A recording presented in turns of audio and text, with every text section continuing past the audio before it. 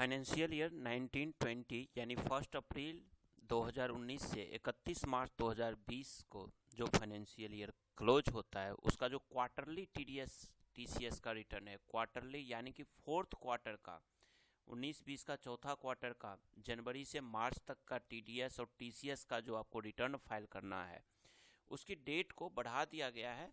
तो अभी हम इस वीडियो में चर्चा करेंगे आपसे कि वो नया डेट जो है वो कब दिया गया है।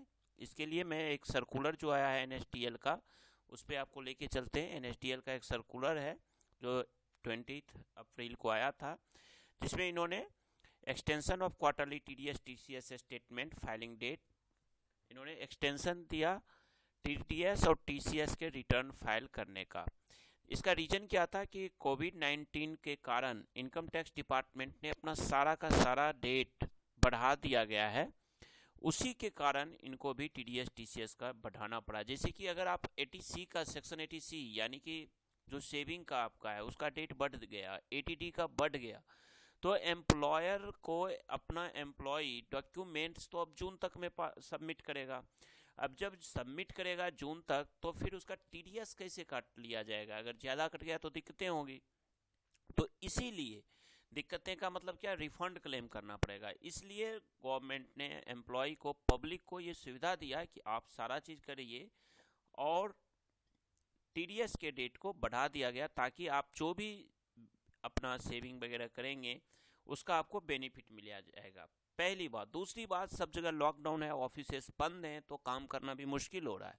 तो ये भी एक पर्पस है डेट बढ़ाने का, जिसमें इन्होंने लिखा है क्लियरली कि जितना भी काम था कोविड-19 के कारण 20 मार्च 2020 से लेके 29 जून 2020 तक के जितने भी वर्क आपको होने का था उस सब का डेट बढ़ा के एक्सटेंड करके 30 जून 2020 कर दिया गया है। तो इसी को देखते हुए गवर्नमेंट ने आपको रिवाइज टाइमलाइन दे दिया टीडीएस टीसीएस फर्निश करने के डेट को, जो चौथा क्वार्टर है आपका फाइनेंशियल ईयर 19-20 का, इसको बढ़ा करके अब 30 जून 2020 कर दिया गया है। तो ये दोस्तों इंपॉर्टेंट चीज था टीडीएस टीसीएस के लिए, जो कि अभी तक डेट नहीं बढ़ाता। और याद रखिएगा ये रिटर्न का डेट दिया गया, टीडीएस टीसीएस रिटर्न। चलान का डेट अभी नहीं है। चलान में जो नोटिफिकेशन आया था कि 18 की जगह 9% आपको इंटरेस्ट लगेगा, वो अभी अप्लीकेबल है। तो चलान जो हर महीने के 7 तारीख को आप फिल करते हो, डिपॉजिट करते हो अमाउंट, वो आपको करना ही है। लेकिन यहाँ पे भी गवर्नमेंट को वो हटाना चाहिए था, क्योंकि जब इनवॉइसेस ही नहीं आ रहे हैं, काम हो ही नहीं रहा है, तो किस चीज़ का हम जमा करेंगे TDS TCS.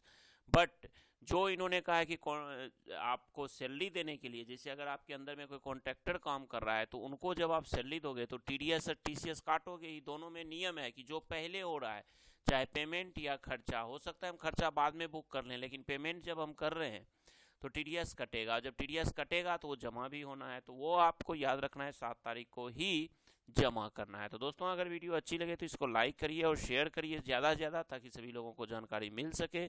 Thank you, bye bye, thank you for watching.